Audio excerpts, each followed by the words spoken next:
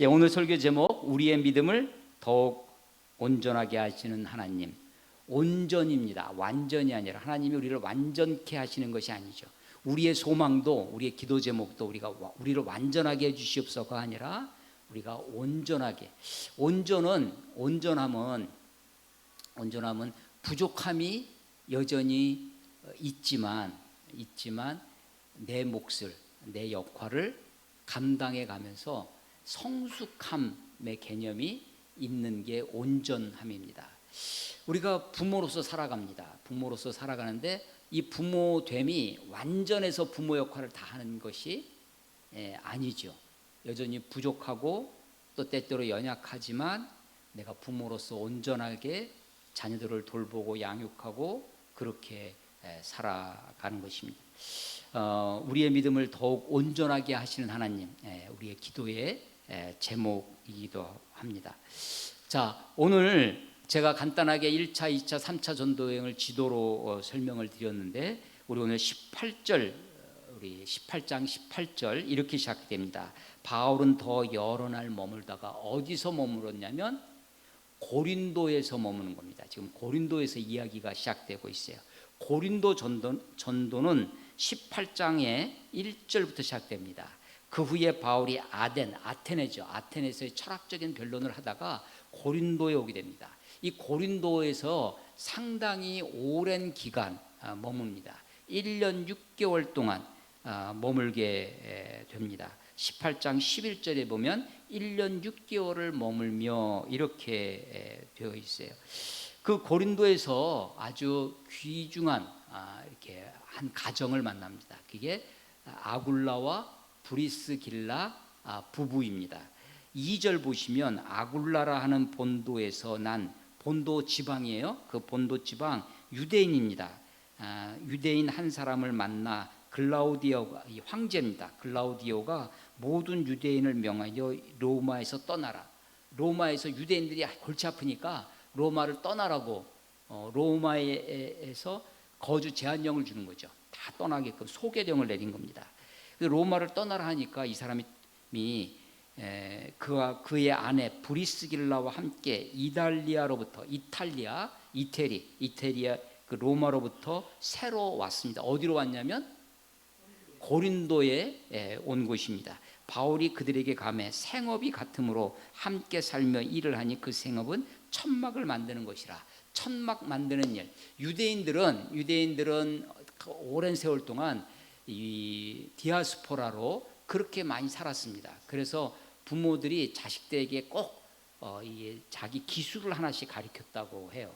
그래서 다른 어떤 학문적인 것뿐만 아니라 자기 생업에 관계된 일들을 한 가지씩 했는데 바울은 가말리엘 문화에서 공부한 학자입니다. 유대인 학자예요. 바리새파 중에서도 유대인 학자인데 그도 하나의 기술이 있었어요. 그게 뭐냐면 텐트 메이커입니다. 장막을 이렇게 만드는 일이죠. 그래서 여기에 이제 우리가 착안해서 우리 그 전문인 선교, 자기 직업을 가지고 선교에 나가는 사람들을 텐트 메이커라고 전문인 선교사라고도 하고 그렇게 여기서 나오는 것입니다. 이 아굴라와 브리스길라, 남자가 아굴라예요. 아내가 브리스길라입니다. 근데 아마도 이 가정도 브리스길라 아내의 이 주도권이 더 있었던 모양이에요. 그러니까 뒤에 가면 저도 이제 입이 이렇게 습관적으로 브리스길라와 아굴라 이렇게 나오는데 이 뒤에 가면 또 기록도 그렇게 되기도 합니다. 이 아굴라와 브리스길라 가정이 생업이 같아서 텐트 메이커하는 그 천막을 만드는 일에 바울과 더 친숙하게 만나게 됐죠. 그래서 고린도에서 1년 6개월 동안 있는 사이에 이 사람들이 이 바울의 제자가 되고 바울을 돕는 아주 중요한 동역자, 바울을 서포트하는 그런 사람이 되게 됩니다. 4절 보시면 안식일마다 바울이 회당에서 강론하고 유대인과 헬라인을 권면합니다. 이 회당은 시나고게라고 하는 회당은 유대인의 회당입니다.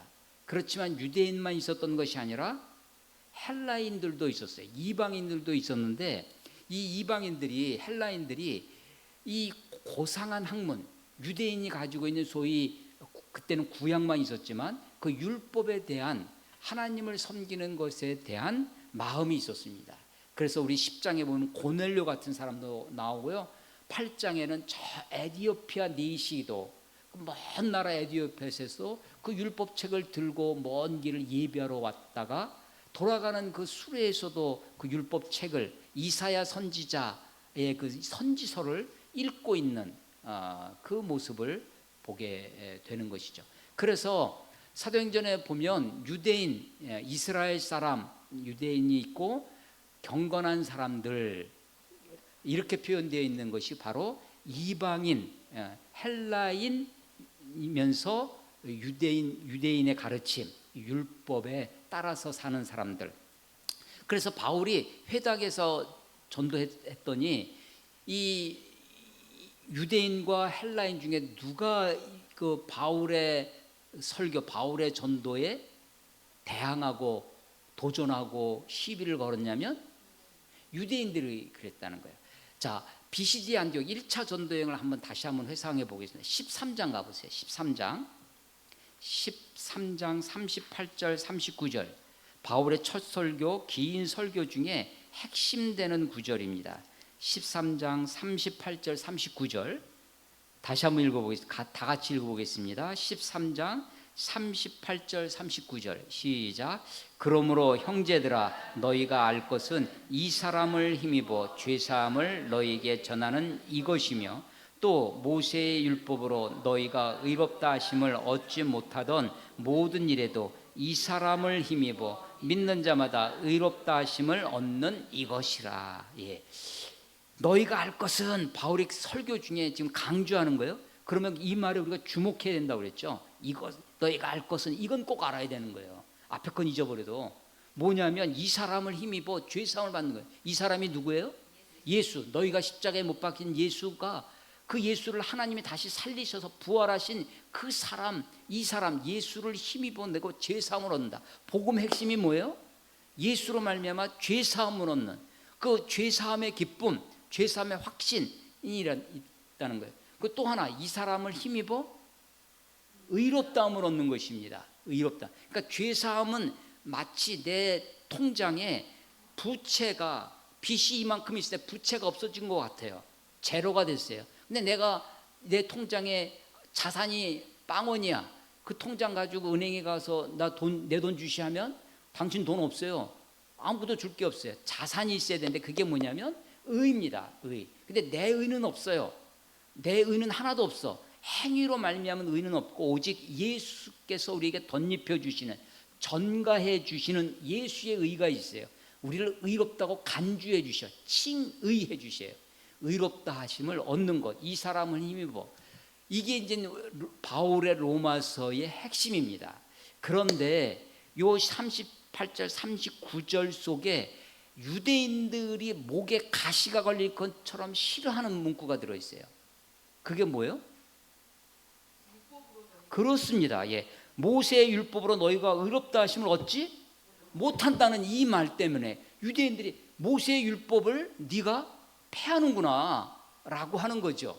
율법 폐기론자, 율법 반율법주의자처럼 바울을 그렇게 여기는 거예요. 그래서 유대인들이 바울을 공격하고 바울을 박해하는 이유가 여기에 있는 거죠. 율법을 무너뜨리는 자, 하나님을 무시하는 사람, 이렇게 여겼던 것입니다. 자, 다시 18장으로 가겠습니다. 1차 전도여행 때 설명을 드렸던 말씀인데, 자, 그래서 다시 4절 안식일마다 원래 바울이 베드로는 유대인의 사도요, 나는 바울이 자기 갈라디아서 2장에서 나는 이방인의 그 사도라고 원래부터 알고 있었어요. 일찍부터 알고 있었는데 바울은 관례를 따라 안식일마다 회당에 가서, 물론 회당에는 유대인과 헬라인이 있었죠. 바울이 로마서 9장에 보면 자기 혈족 이스라엘 사람들을 위해서는 내가 그리스도로 말미암아 끊어지는 한이 있어도 그들을 위해서 그렇게 기도하는 장면이 있습니다. 그 동족에 대한 사랑이 있어요. 그래서 회당에 가서 자꾸만 전도를 하는 거예요. 자, 그런데 5절 실라와 디모데가 2차 전도 여행의 동반자는 실라였습니다. 그다음 첫 번째 루스드라에 가서 디모데를 만나고 디모데를 전도팀에 합류를 시킬 때 디모데에게 뭘 해줬어요? 디모데에게 지난주에 할례를 행했습니다. 디모데에게 할례, 이것도요 제가 사도행전에서 이해하기 어려운 부분이라고 그랬죠. 바로 그 16장, 디모데에게 할례를 주는 게 16장인데 15장에서 예루살렘 종교 회의가 있었습니다. 이방인이 예수를 믿어 구원을 받아도 유대인들, 할례파 크리스찬들, 유대인 크리스찬, 유대인이면서 그리스도인이 된 사람들의 주장이 뭐였냐면, 이방인들은 뭘 받아야 된다? 할례를 받아야 된다. 바울은 그게 아니다, 할례 받을 필요 없다라는 겁니다. 그래서 예루살렘에 모여서 회의를 했는데 사도들의 결론은 뭐였냐면, 할례 받을 필요 없다. 다만 네 가지만 하면 좋겠다. 요긴한 건 네 가지가 있었다고 그랬죠. 우상의 제물, 피, 그다음에 목매어 죽은 것, 음행, 요 네 가지만 피하도록 권하자라고 그렇게 했었습니다. 그런데도 바울이 그 다음 바로 16장에 가서 디모데에게 할례를 주고 있는 거예요. 이것은 유대인들을 염두에 두고 있는 바울의 태도이죠. 그런데 지금 2차 전도행 끝에 와 있습니다. 고린도에서 5절, 실라와 디모데가 마게도냐로부터 내려오매. 자, 지금 다시 아까 그 발칸반도 지도 그림 나시죠? 윗부분은 마게도냐라고 불렀고 그 당시 크게 둘로 나눠서 불렀어요. 마게도냐라고 부르고 밑에 부분을 지금의 그리스입니다. 그리스라고 하는 나라, 거기를 아가야라고 불렀어요. 아가야라고도 부르고 헬라라고도 불렀어요. 그래서 그리스 로마 문화, 헬라 문화 할 때 거기를 얘기를 지칭하는, 거기가 아테네가 있기 때문에 그렇습니다. 아덴이 있기 때문에 그런 헬라, 아가야 이렇게 했어요. 그래서 바울이 지금 전도여행을 2차 전도여행을 하다가 바울이 이 유대인들의 박해를 급하게 되니까 자기가 먼저 도망을 가요. 먼저 피하고 디모데와 실라는 좀 뒤에 따라옵니다. 그래서 5절 보시면 실라와 디모데가 마게도냐로부터 내려왔어요. 밑에 있는 고린도로 내려옵니다. 바울이 하나님의 말씀에 붙잡혀 지금 바울 자기 혼자 고린도에 와서 고전분투하고 있는데 든든한 동역자들에서 마음이 든든했던지 하나님의 말씀에 붙여서 막 담대하게 전도를 하는 겁니다. 말씀에 붙잡혀 유대인들에게 뭐라고요? 예수는 그리스도다. 이게 복음의 진수입니다. 핵심이에요. 예수님이 그리스도다, 메시아다, 구원자다 라고 전하는 거예요. 밝히 증언했습니다. 6절, 그들이 누가? 유대인들이 대적하며 비방합니다. 그래서 바울이 옷을 털어요. 이거 유대인들의 전통입니다. 예수님도 제자들에게 이렇게 파송할 때 어느 마을에 가서 복음을 전하는데 그들이 너희들을 환영하지 않으면 그냥 먼지를 털고 나와라. 이거 유대인의 전통이에요. 6절, 그들이 유대인들이 바울을 대적하여 비방하오늘 바울이 옷을 털면서 이르되 너희 피가 너희 머리로 돌아갈 것이요 나는 깨끗하니. 그 다음 보세요. 이후로는 이방인에게로 가리라 하고, 바울이요 드디어 마음에 뭘 해요? 결심을 해요. 유대인들의 방해에도 이 박해에도 불구하고 계속해서 안식일 날 회당에 가서 어떻게든지 유대인들에게 전도를 하려고 하는데 하나님의 말씀에 붙잡혀서 지금 막 피를 토하듯 설교를 했을 겁니다. 근데 유대인들이 또 어떻게 해요? 또 대적하고 비방하니까 이번에는 툭툭 먼지를 터는 겁니다. 그리고 마음에 다짐을 해요. 뭐라고 그랬어요? 이후로는 내가 이방인에게로 가겠다라고 합니다. 12절, 갈리오가 그 지역의 총독이 아가야 총독입니다. 아가야 지역의 갈리오가 아가야 총독이 되었을 때 유대인이 일찍 일어나 바울을 대적하여 법정으로 데리고 와서 11절에 보면 1년 6개월 동안 머물면서 고린도에서 말씀을 전하는데 새로운 총독이 오니까 그때 그 분위기에 이 유대인들이 바울을 고발을 하는 거예요. 그래서 문제가 커지는 거죠. 그래서 18절, 바울은 더 여러 날 머물다가 고린도에서 머물다가 이제 형제들과 작별하고 배를 타고 수리아는 어디예요? 어디를? 수리아. 그렇죠. 수리아 안디옥으로 돌아오면 전도 여행이 끝나는 거죠. 그 수리아로예요. 수리아를 향해서, 그러니까 안디옥으로 떠나갈세 이런 겁니다. 가려고 하는데 누구를 데리고 가요? 브리스길라. 이게 이름이 순서가 바뀌어 있죠? 예, 브리스길라 아내 이름이 먼저 써 있어요. 브리스길라와 아굴라도 함께 했습니다. 근데 바울이 일찍이 서원이 있었으므로 겐그리아에서 머리를 깎았더라. 이상한 말이 여기 또 들어가 있어요. 우리 성도님들도 주일날 교회 오셔서 머리 자르고 가시는 분들 많이 계시잖아요. 머리를 깎는 이야기가 여기 기록되어 있습니다. 서원이 있었어요. 이거는요, 서원이 있어서 머리를 자르는 것은 유대인의 전통입니다. 민수기 6장에 나와 있는 나실인 이야기예요. 나실인 하면 누가 생각나세요? 삼손. 삼손의 힘이 머리에서 나온다 해서 뭘 하지 말아야 돼요? 머리를 삭도를 대지 말아야 돼요. 그러니까 그때는 가위 같은 게 없으니까 이게 칼로 자르는 거예요. 자, 삭도를 대지, 머리를 자르지 말아야 됐습니다. 그런데 그 나실인, 이 삼손과 같은 나실인이요, 무엇인가 서원이 있어요. 서원. 원은 소원, 바라는 거예요. 서는 맹서서자입니다. 무엇인가 내가 하나님께, 하나님 나에게 아들을 주시면 이 아들을 하나님께 바치겠습니다. 그러니까 약속을 해요. 이게 서원이에요. 서원. 뭔가 소원을 하나님께 소원을 아뢰는데 맹세 하나님께 뭘 걸고 하는 거야. 그게 서원이에요. 서원 기도인데 이 나실은요, 서원이 있어서 하나님께 자기를 구별해 드리는 겁니다. 그런데 이 서원은요, 무한정하는 게 아니라 기간이 정해져 있어요.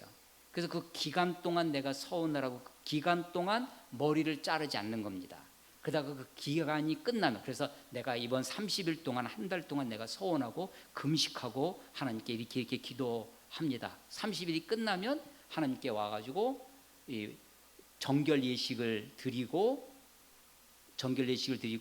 그리고 그때 머리를 잘라요. 그 30일 동안에는 머리를 안 자르고 있다가, 그런데 삼손은 그 기간이 평생인 거예요. 평생 서원을 한 거예요. 그 엄마가, 부모가. 그러니까 평생 머리를 자르면 안 되는 거죠. 그런데 그것은 아주 특별한 경우고, 민수기 6장에 있는 나실인의 서원은 한정적인 거예요. 기간을 정해놓고 그 기간 동안 서원을 하고 기간이 끝나는 날 머리를 자릅니다. 머리를 자르고 정결 예식을 드리는 거예요. 자, 그러니까 요 18절에 있는 바울이 일찍이 서원이 있었으므로 겐그레아에서 머리를 깎았더라. 이 말은, 이것은 어떤 전통이에요? 유대인의 전통입니다. 이것은 율법을 따르는 거예요. 그러니까 바울이요, 반율법주의자가 아닙니다. 율법 폐기론자가 아니에요. 그런데 바울이 이후로, 이전에도 그렇고 이후에도, 야, 하나님께 기도할 때는 좀 간절하게 서원하면서 기도해라. 그리고 서원이 다 끝나면 나처럼 머리를 자르는 거야 라고 어느 누구에게도 그렇게 가르치거나 강요하지 않아요. 이거는 복음의 진수, 본질이 아니에요. 내 신앙의, 내 믿음의 간절함, 내 믿음의 진정성, 내가 하나님 앞에 내가 진정을 다해서 하나님께 그렇게 기도합니다라고 하는 그런 유대인의 한 풍습, 전통, 율법의 한 모습일 뿐이지, 이것이 복음의 진리, 본질, 진리는 아니다라는 겁니다. 여기서 바울의 신앙의 태도를 우리가 알 수 있어요. 우리가 범하는 실수 중에 하나가, 내가 어떤 것을 경험합니다. 그래서 내가 어떤 은혜를 받아요. 그러면 그 은혜를 보편화시키려고 합니다. 내가 이렇게 해봤더니 은혜를 받더라. 너도 이렇게 해라. 내가 기도할 때 방언을 받았는데, 방언을 받으니까 기도도 잘 되고 힘있게 기도하는 것 같으니까 너희들도 방언을 받아야 된다. 방언 받지 않으면 구원도 못 받는 거다라고 가르치면 그게 섣부른 일반화의 오리를 범하는 것이고 그게 이단이 되는 지름길로 가는 것이죠. 근데 바울은 한 번도 이것을 가르치거나 강조하지 않았다는 것입니다. 그래서 바울은 그 자신은 율법을 존중하고 있어요. 율법 폐기론자도 아니고 율법 반율법주의자도 아니었습니다.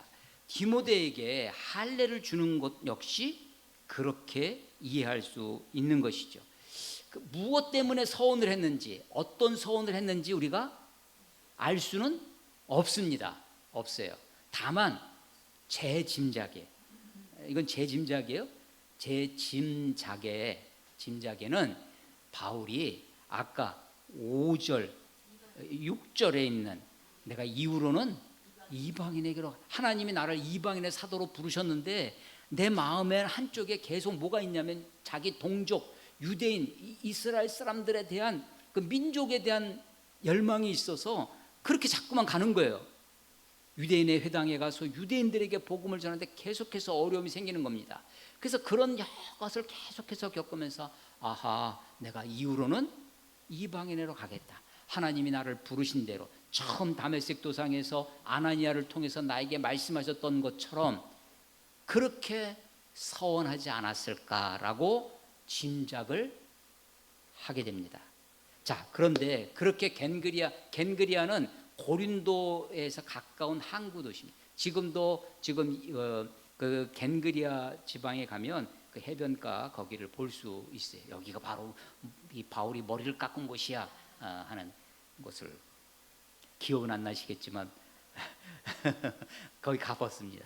예, 에베소, 그 다음에 거기서 배를 타고 에베소로 가요. 19절 에베소에 왔는데 이것은요 고린도에서 에베소로 배를 타는 것은, 고린도는 아가야 발칸반도 유럽의 밑에 와 있는 거예요. 펠로폰네소스 반도 끝입니다.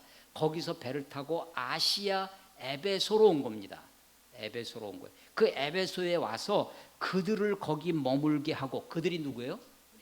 예, 브리스길라와 아굴라를 에베소에 머물게 하고 자기는 아직 에베소에 떠나진 않았어요. 바울이 에베소 자기는 회당에 들어가 유대인들과 변론을 했습니다. 아니, 조금 전에 내가 이방인에게로 가리라 했고 제 짐작에 그것을 서원했다고 했는데 지금 바울이 어떻게 해요? 회당에 가서 유대인과 변론하고 있어요. 그런데 20절 여러 사람이 더 오래 있기를 청하되 허락하지 아니하고 반응이 이상합니다.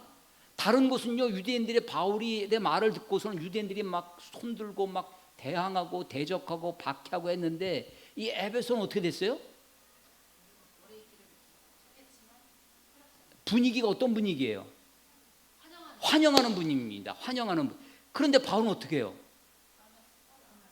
허락하지 않고 떠나갑니다. 왜 그랬을까? 왜 떠나갔을까? 예, 뭘 결심했기 때문에요? 이방인에게로 가려고 결심했기 때문에. 그래서 제 짐작이 맞을 것 같습니다. 맞을 것 같아요. 그러니까 지금 바울이 사실은요, 바울의 그 전도 여행의 태도를 보면 배척을 받는다고 해서 막 씩씩대고 저들과 막 싸우고 막 하는 것도 아니에요. 물론 도망도 가기도 하고 어쩔 때는 감옥에 갇히기도 하지만 또 피할 때는 피할 길 있으면 피합니다. 그렇지만 환영을 받는다고 막 환영을 한다고 거기에 쏙 빠져가지고 그래 막 너희들이 드디어 나를 알아보는구나. 물 들어올 때 뭐 저으라고요? 노 저으라고. 저 같은 사람은 그렇게 했을 것 같아요. 근데 바울은요 지금 바울 환영해요. 아니 좀 더 우리 머물면서 말씀 좀 전해 주십시오. 그런데 그것을 거절합니다. 왜? 바울이 하나님께 서원한 것이 있기 때문에. 그렇습니다. 여러분 빌립 집사 기억나십니까? 빌립이 예루살렘에 박해가 있을 때 어디로 갔어요? 예루살렘의 박해를 피해서 사마리아로 갔습니다. 사마리아에 가서 복음을 전했더니 사마리아 지역에 부흥이 일어났어요. 그래서 그 소식을 듣고 예루살렘에서 사도들이 가서 그것을 보고 확인하고 그랬어요. 그런데 잘 지금 막 부흥이 일어나는데 하나님이 갑자기 야, 너 저기 예루살렘에서 광야로 내려가는 그 길로 가라 라고 하니 그 거친 광야로 사람도 없는 그곳에 보내는 거예요. 아니 하나님 여기 지금 부흥이 일어나고 사람들이 지금 몰려오고 여기 기적도 일어나고 하는데 여기서 사역을 해야죠. 여기서 잘 교회를 가꾸고 여기서 건축도 하고 그래야 되는 건 아닙니까?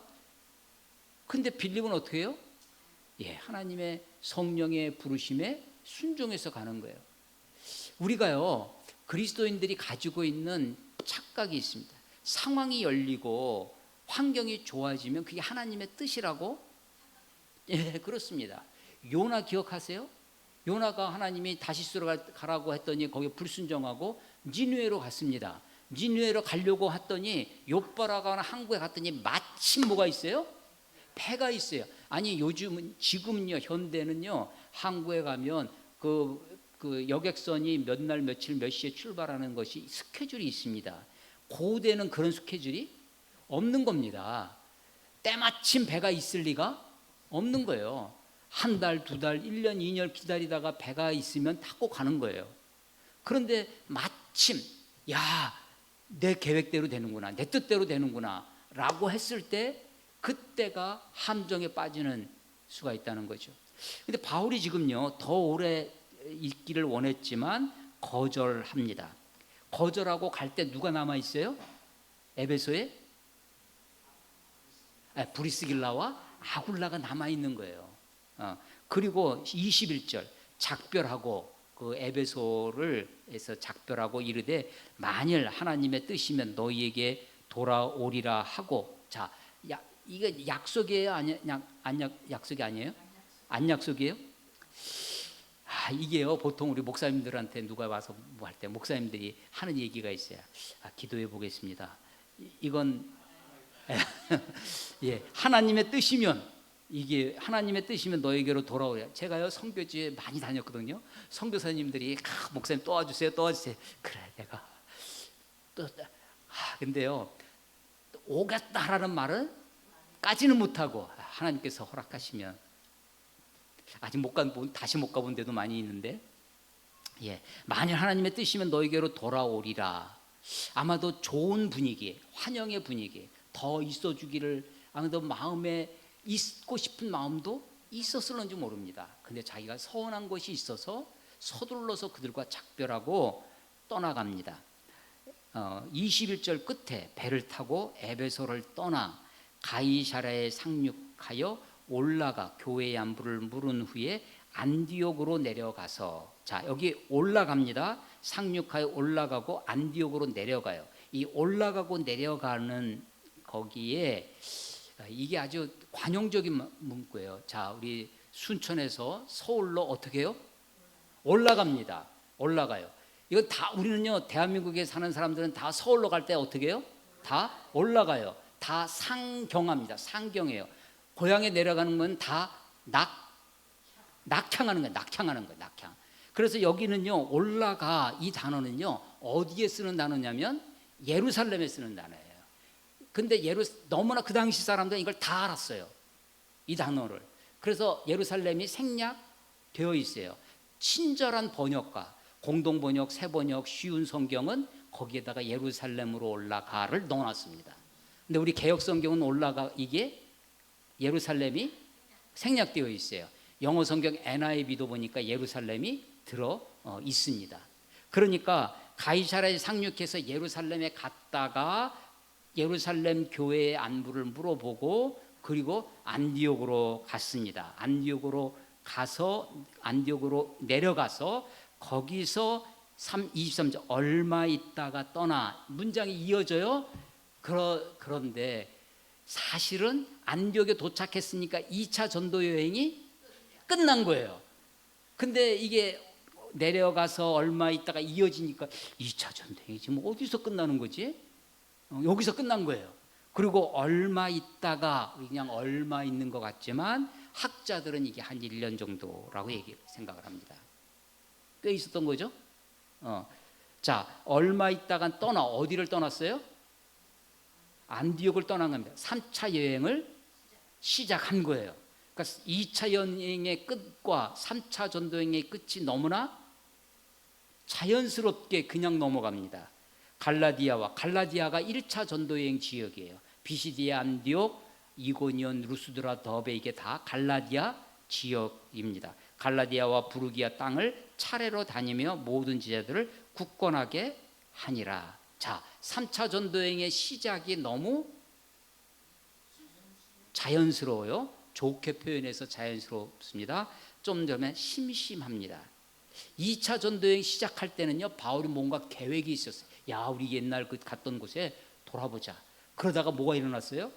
바나바와 분란이 일어났어요. 그리고 2차 전도여행에 동역자가 있었습니다. 실라.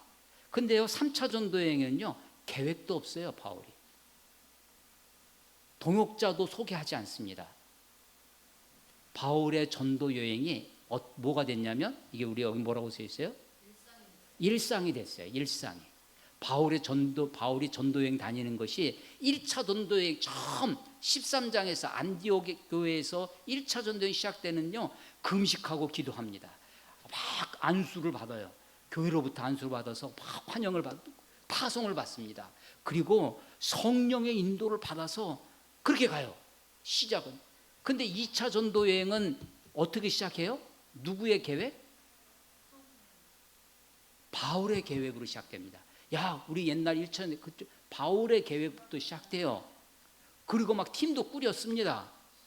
3차 전도 여행은 그런 계획도 없어요. 동역자 이야기도 없어요. 그냥 일상이 되어 갑니다. 너무나 누군가 있었겠죠. 누군가 있었을 겁니다.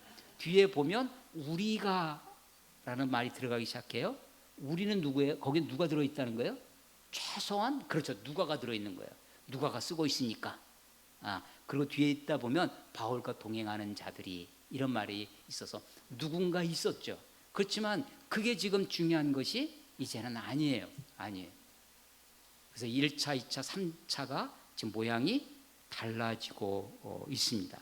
자, 그런데 3차, 아까 제가 지도 설명을 하면서 3차 여행의 중심은 에베소라고 그랬습니다. 지금 2차 전도여행의 끝에 지금 에베소를 잠깐 들렸어요. 환영의 분위기가 있었지만 바울이 뭐 한 것 때문에?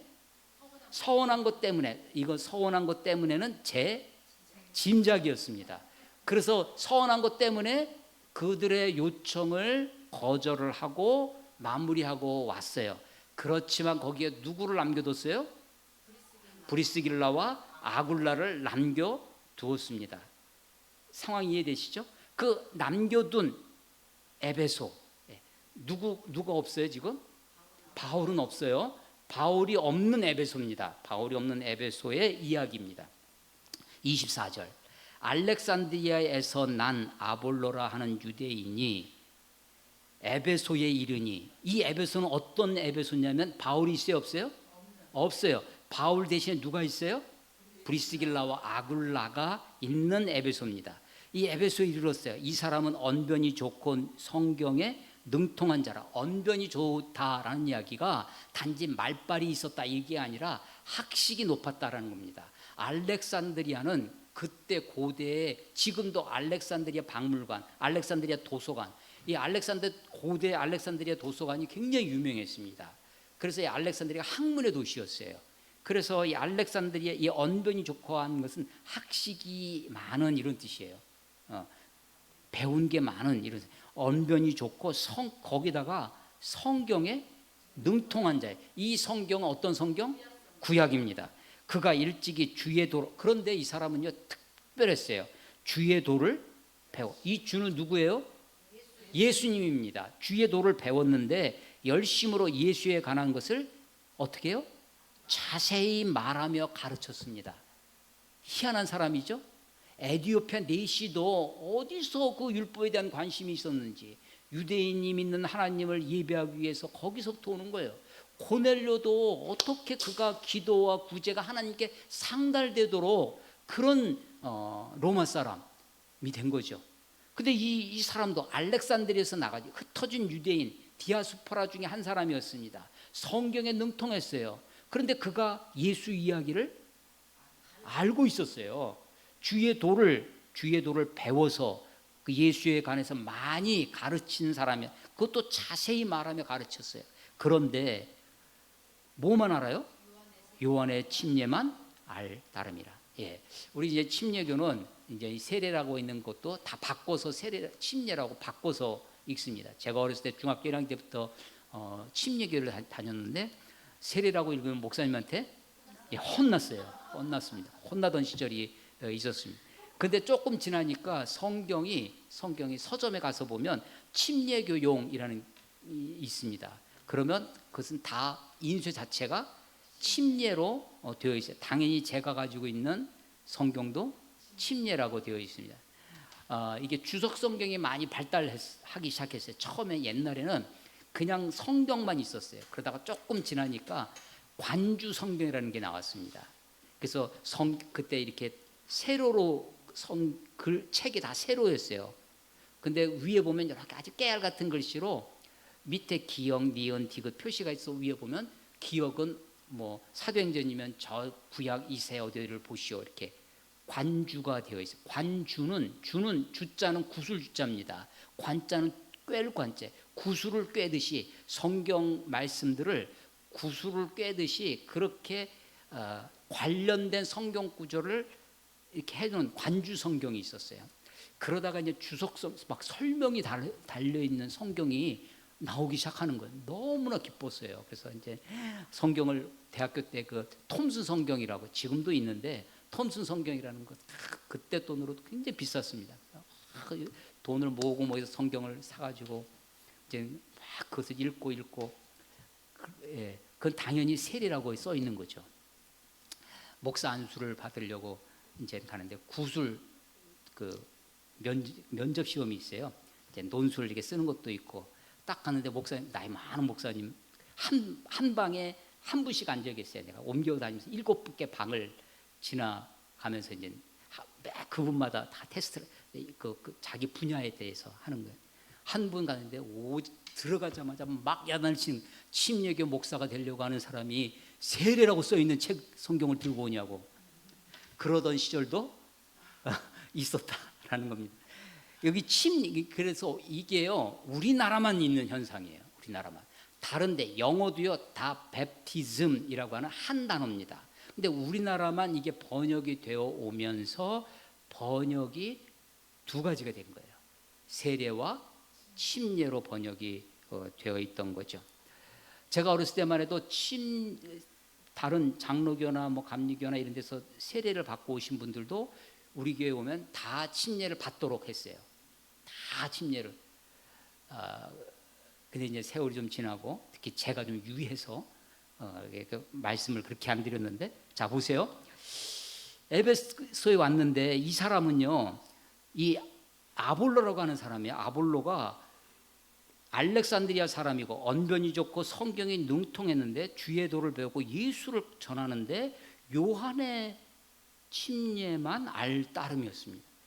그가 회당에 들어가 26절 담대히 말하기 시작하거늘 그걸 브리스길라와 아굴라도 듣는 거죠. 듣고 그를 데려다가 가로 열고 집으로, 이런 겁니다. 자기 집으로 아볼로를 데리고 갑니다. 집으로 초청해서 하나님의 도를 더 정확하게 풀어서 가르칩니다. 앞에는 주의 도예요. 25절 주의 도, 예수님에 관한 겁니다. 근데 하나님의 도를, 이 도가 한자로 뭐예요? 길도자, 길이죠. 그 길을 가는 겁니다. 우리가 살아가는 삶이에요. 도는 진리이기도 하지만 우리의 삶이에요. 주의 도, 하나님의 도, 헬라어도 이게 똑같이 호도스라고 하는 길입니다. 그 길을 더 정확하게 풀어서 이르렀습니다. 그런데 이 아볼로가 아가야로 다시 바다를 건너가고자 했습니다. 아가야가 어디예요? 고린도가 있는 아가야 지방, 헬라 지방이라고 하는. 그래서 아가야로 간다는 이야기는 아가야의 제일 큰 도시가 고린도입니다. 고린도에. 아볼로가 아가야로 건너가고자 함으로 다시 고린도로 가려고 한다는 거예요. 그랬더니 형제들이 어떤 형제들이에요? 어디에 있는 형제들? 지금 에베소에 있죠. 에베소에 있는 형제들이 그를 이 아볼로를 격려하며 제자들에게 편지를 쓴. 어느 제자들? 고린도에 있는 제자들에게 편지를 써서 영접하라. 이 아볼로를 영접하라고 소개장을 써주는 겁니다. 소개 편지를.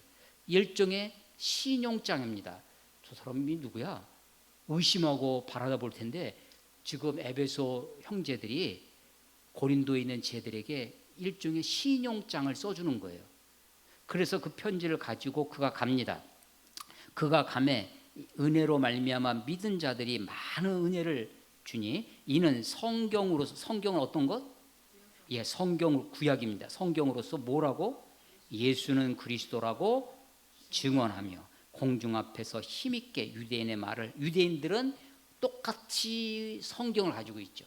율법을 가지고 있지만 성경으로서 예수는 그리스도라고 지금 누가? 아볼로가 했다는 거예요. 자, 그래서 19장 1절 아볼로가 고린도에 있을 때, 아볼로가 아까 아가야로 간다고 그랬죠? 아가야가 고린도라고 그랬어요. 고린도에 있을 때, 그러니까 지금 에베소에 아볼로가 있어요, 없어요? 없어요. 그럴 때, 그 고린도에 있을 때 바울이 윗지방으로부터 다녀 에베소에 와서 에베소에 바울이 오게 됩니다. 그러면 아볼로랑 이 바울은 만났어요, 안 만났어요? 안 만났어요. 안 만났어요. 이해되시죠? 자, 그러니까 이 아볼로는요, 바울을 만난 사람이 아닙니다. 아볼로는 고린도에 갔어요. 고린도에서 지금 성경으로 하나님의 말씀을 잘 전했습니다. 예수는 그리스도라고 복음의 진리를 잘 전했어요. 그래서 고린도 지방에 상당한 영향력이 있는 성경 교사, 지도자가 되었습니다. 어떻게 할 수 있느냐? 고린도전서 1장에 가면 고린도 교회의 문제 중에 고린도 교회에 분파가 생겨납니다. 그럴 때 어떤 사람들이 나타나면 나는 바울파야, 나는 베드로파야, 게바파라, 나는 아볼로파다, 심지어는 나는 그리스도파야, 예수님도 한파가 돼버렸어요. 그런 사람들이 생겨날 정도로 아볼로가 영향력 있는 성경 교사가 됐습니다. 그렇지만 이 아볼로가 바울을 만난 적이 있다 없다? 없다. 이 아볼로는 어디 태생이었어요? 알렉산드리아 태생입니다. 그런데 어떻게 됐는지 누군가에 의해서인지는 알 수 없지만 그가 예수를 알고 있었습니다. 주의 도를 가르치는 사람이 됐어요. 물론 부족함이 있었어요. 요한의 침례만 알았지 예수의 침례를 알지 못했어요. 부족함이 있다고 너는 안 돼, 너는 잘라야 돼 한 것이 아니라 에베소 형제들도 이 사람이 좀 부족하지만 그 사람을 고린도 교회에 어떻게 해요? 소개해 줍니다. 신용장을 써주는 거예요. 천고해 줍니다. 그리고 이 사람들을 다 형제로 받아들이고 있고 주의 제자로 받아들이고 있어요. 19장 1절 아볼로가 고린도에 있을 때 바울이 윗지방으로부터 다녀 에베소에 와서 어떤 제자를 만난 거예요. 그러고 나서 이르되 너희가 믿을 때 성령을 받았느냐라고 바울이 물어봤어요. 일종의 신앙을 점검하고 있는 거죠. 때때로 우리가 우리의 신앙을 점검할 필요가 있습니다. 너희가 믿을 때 성령을 받았느냐 이르되 아니라 우리는 성령이 계심도 듣지 못하였노라. 성령의 계심도 듣지 못하였으니까 즉 이 사람 너희는 그리스도인이 아니구나, 너희는 제자가 아니구나 라고 하는 거예요? 아닙니다. 지금 어떤 제자들이라고 그랬어요? 그리고 너희가 믿을 때 이 사람이 믿는 사람이 안 믿는 사람이에요? 믿는 사람이에요. 믿는 사람인데 뭘 몰랐어요? 들어보지 못했어요? 성령을 들어보지 못했어요. 내가 들어보지 못했지만 이 사람이 믿는 것은 사실은 성령의 도우심이 없이 예수를 믿을 수 있었을까요? 없었을까요?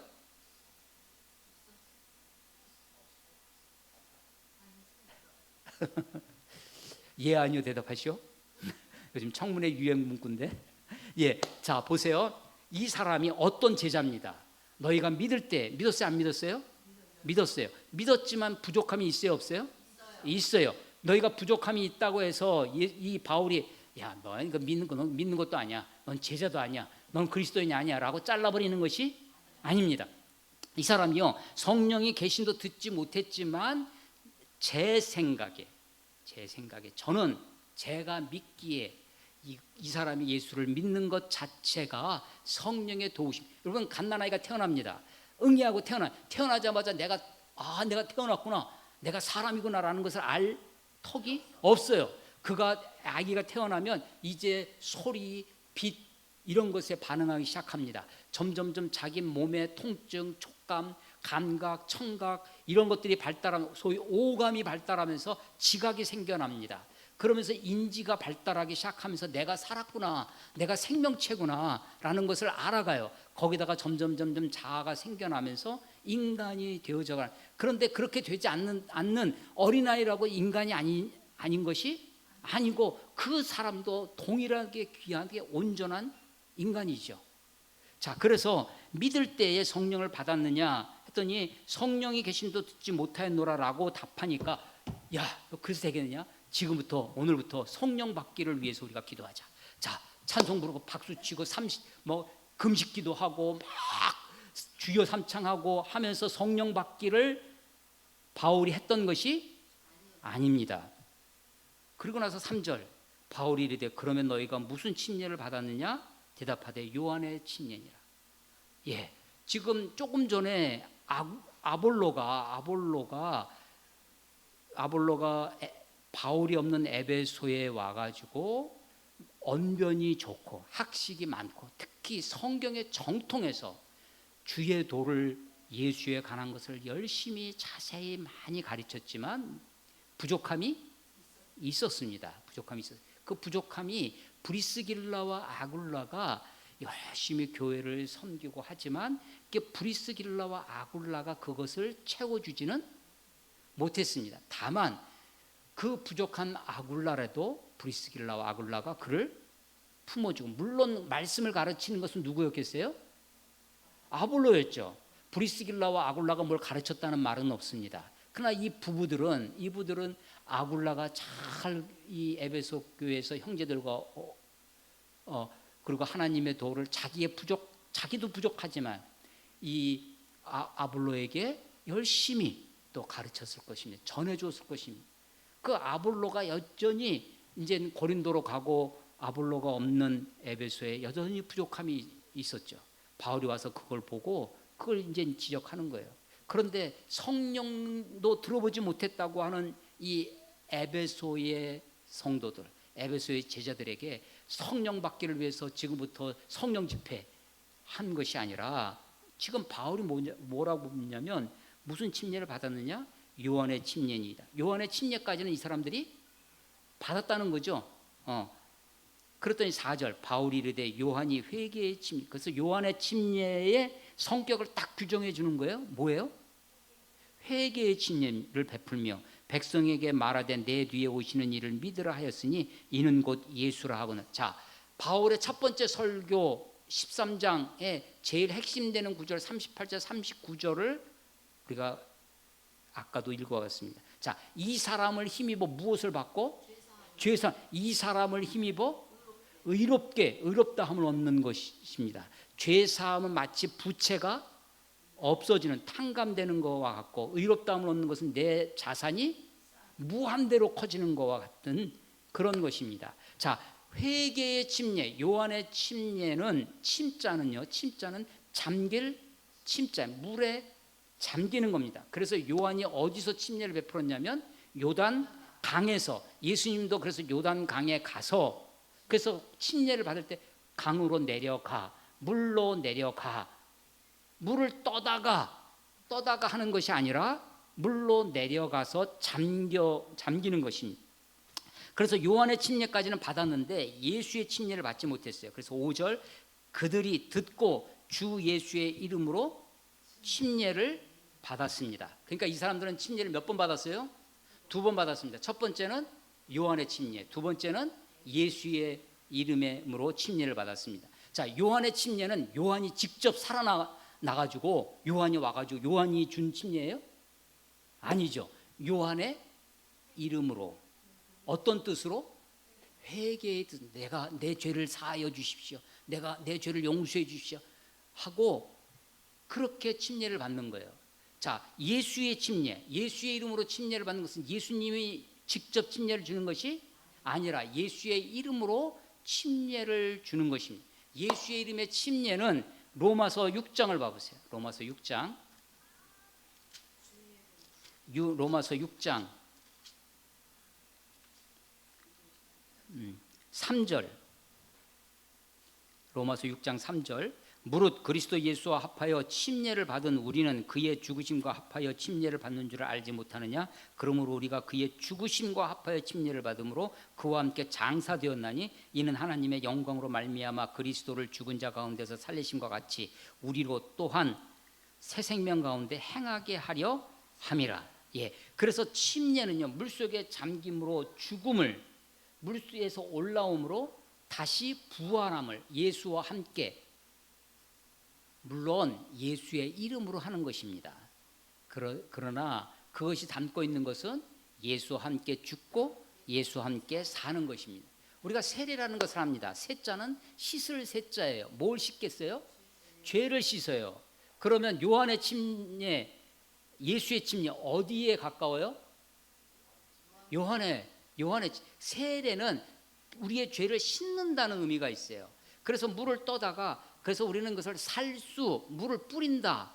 어떤 분들은 물을 그래서 이렇게 머리 위에다가 붓는 분도 있고 진짜 이렇게 뿌리는 분도 있는데, 세례는 우리의 죄를 씻는다라고 하는 상징으로 의식을 행하는 겁니다. 침례는 내가 죽고 다시 산다는 의미로 하는 거예요. 자, 그래서 이제 뭐 죽음과 부활, 이게 다 상징이에요.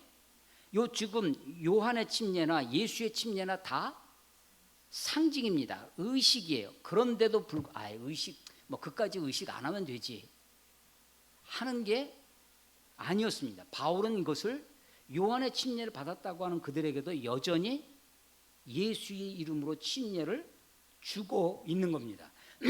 성령이 지금요, 믿을 때 성령을 받았냐, 성령 받음이 부족함이 있어요.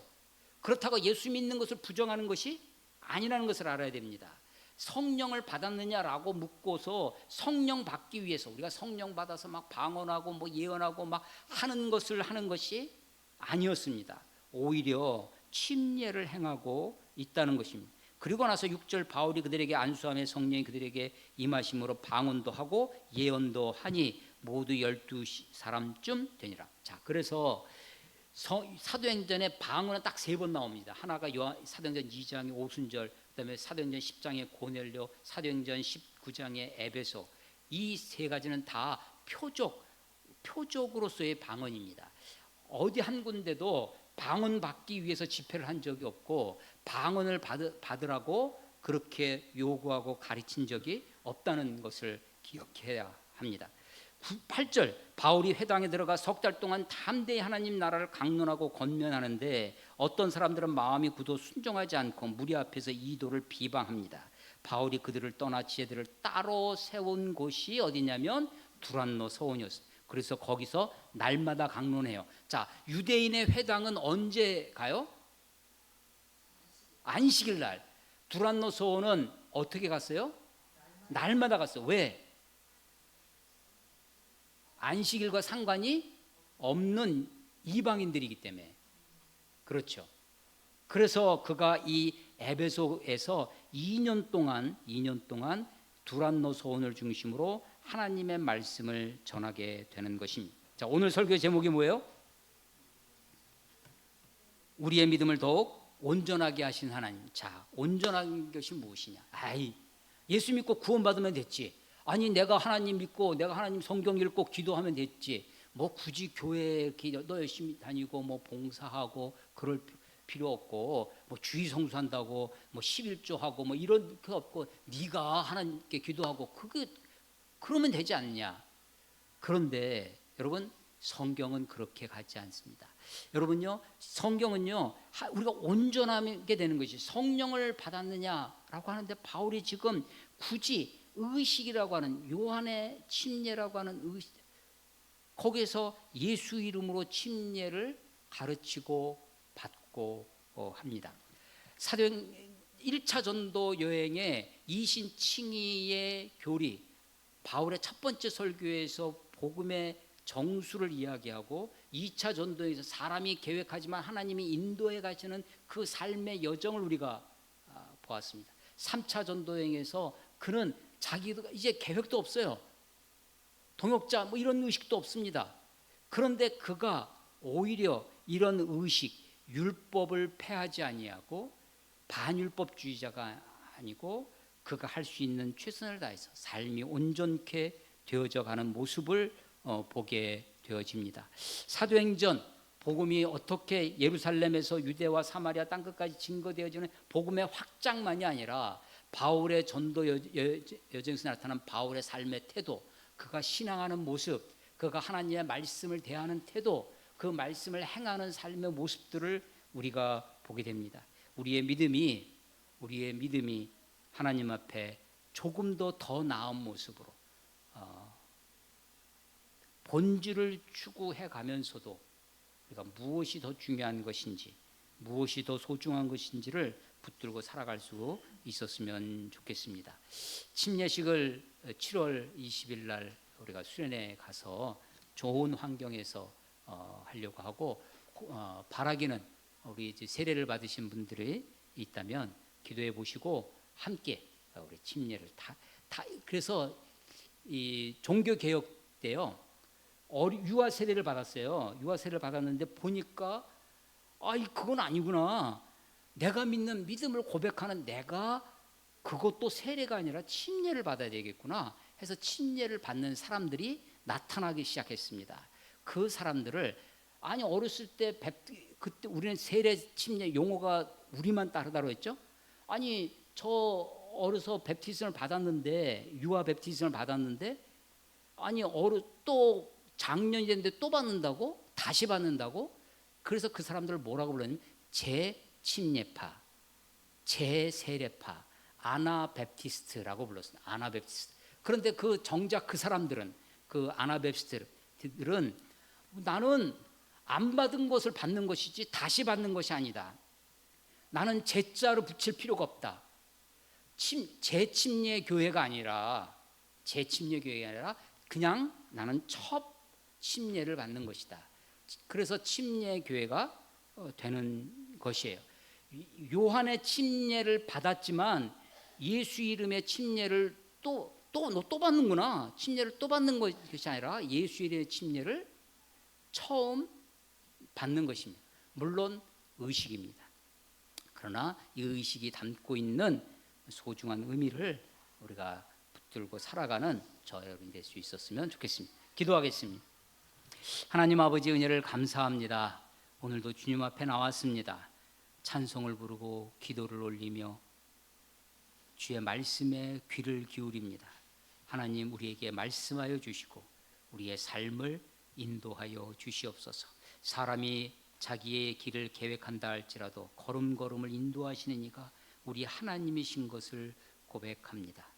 우리의 삶이 더욱 온전해질 수 있도록, 우리의 믿음이 더욱 온전해질 수 있도록 하나님 우리를 이끌어 주시옵소서.